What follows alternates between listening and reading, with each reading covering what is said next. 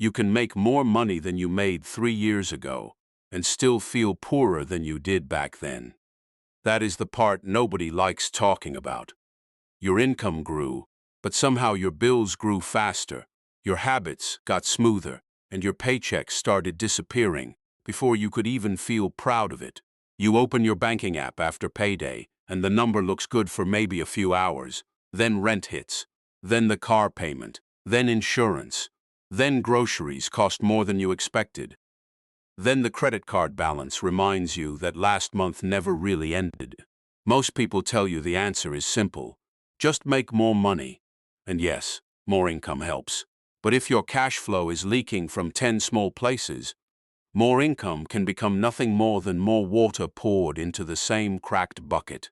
If you want calm personal finance breakdowns without shame, fake motivation, or rich people yelling at you to stop buying coffee, subscribe to the channel before we go deeper, because the real problem is usually not one cup of coffee.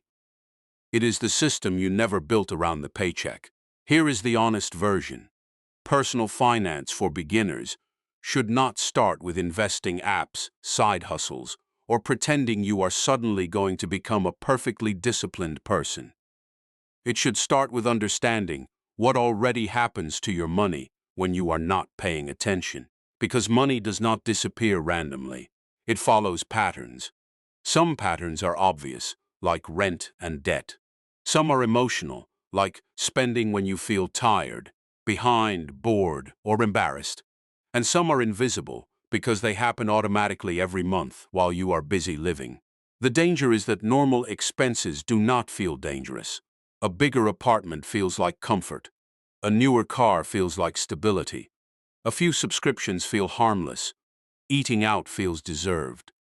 But when every normal thing takes a piece of your paycheck, your life can look fine and still feel financially trapped. This is why how to manage money is not just a math question. It is a pressure question. What do you buy when you are stressed? What do you ignore when you are tired? What do you keep paying for because canceling it feels like admitting you made a mistake? Imagine two people earning the same salary. One has a payday routine. The other just pays whatever feels loudest. After 6 months, they may look similar from the outside, but inside their bank accounts, completely different stories are being written. The first person is not smarter. They just gave their money directions before the world gave it distractions. The second person is not lazy. They are living without a system in a country where every app, ad, bill, and payment plan is designed to become part of their paycheck before they can protect it.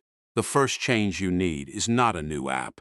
It is a new order of operations. Most people get paid, react to bills, spend through stress, and then hope something is left.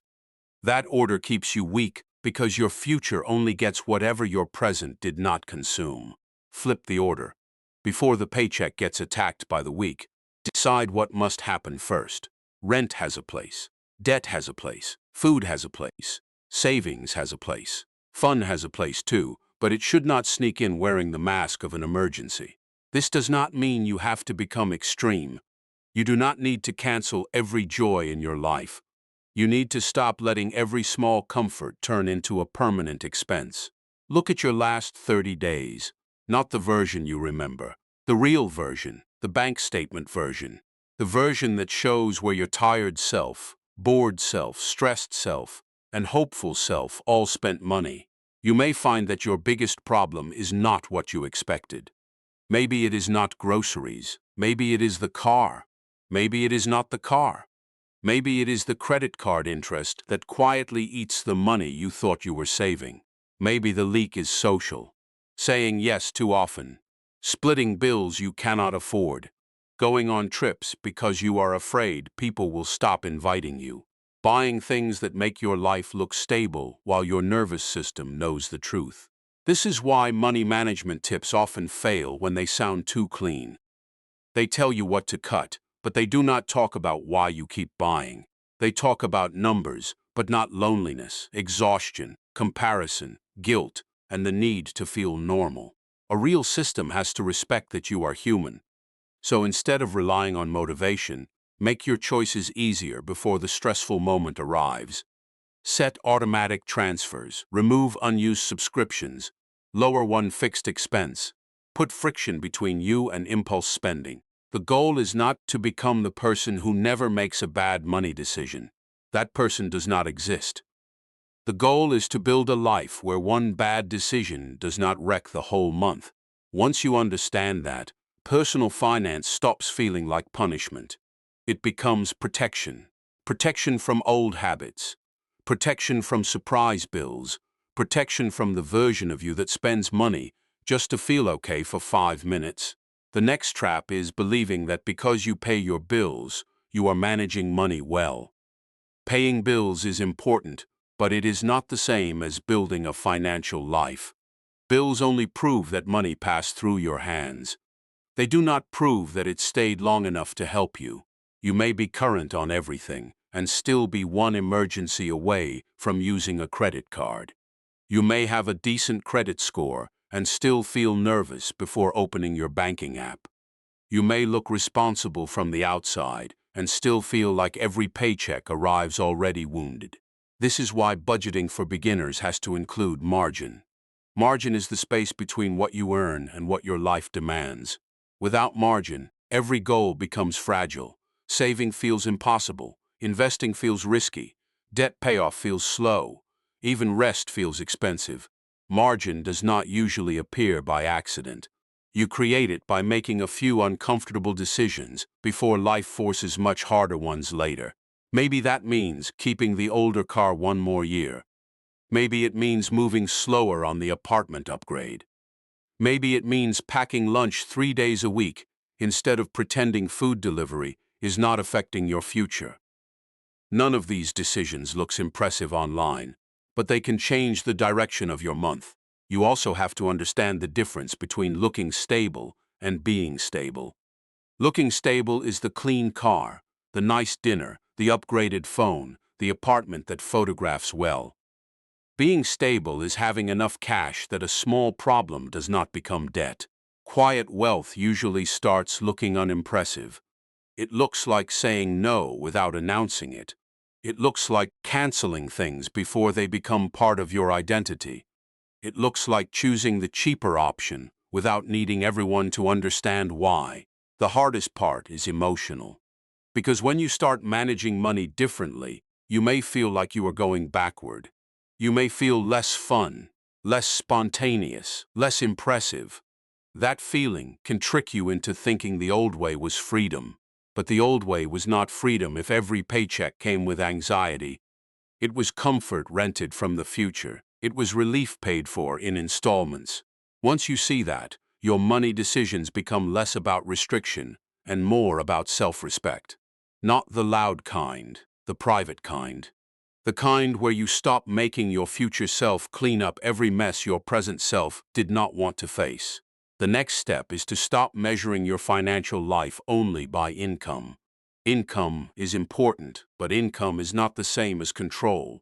You can earn more and still feel trapped if every new dollar already has a place to disappear. Measure margin instead.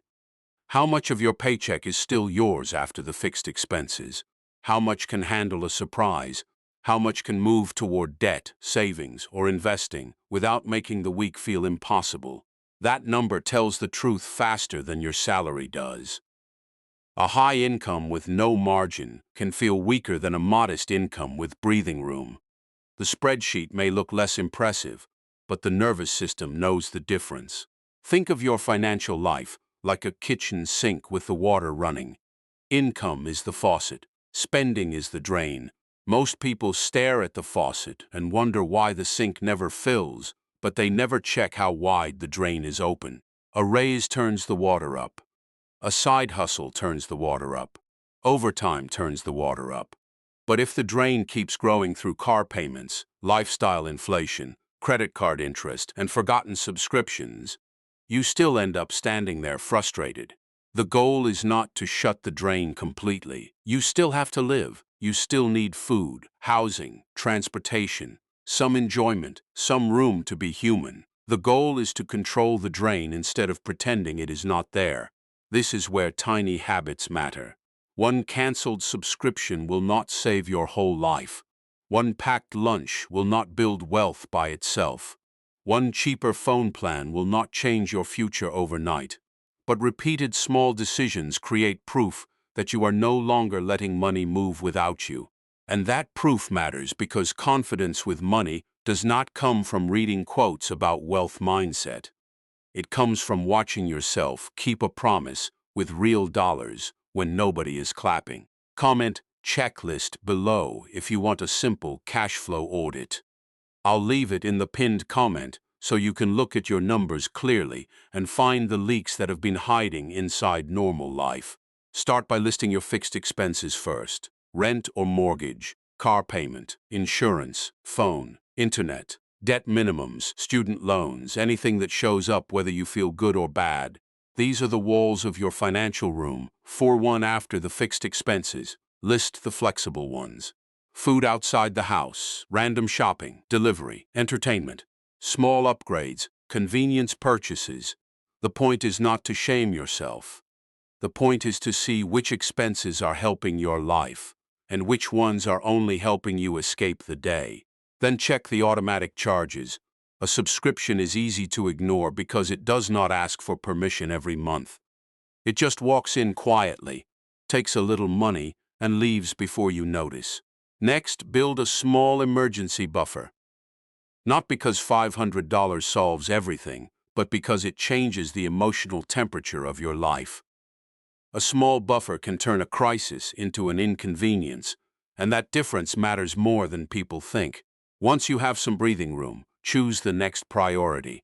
High-interest debt may need attention first. Savings may need attention first. Investing may come next. There is no one perfect order for everyone, but there is one rule that applies to almost everyone. Stop letting your money drift. Automate what matters before your mood gets involved. Set the transfer, schedule the payment, move the money before the tired version of you starts negotiating with the future version of you. The big reveal is this: your financial life is not shaped only by big decisions. It is shaped by the small decisions that repeat until they become invisible. You do not need to become obsessed with money.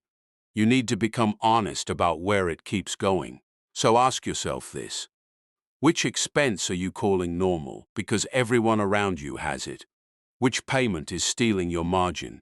Which habit keeps surviving because you are too tired to question it? Comment checklist below and check the pinned comment. I'll leave the free cash flow audit there, along with the community details, so you can start with your real numbers instead of guessing. The quietest money change is often the most powerful one, not earning more for show, but finally keeping enough control to breathe.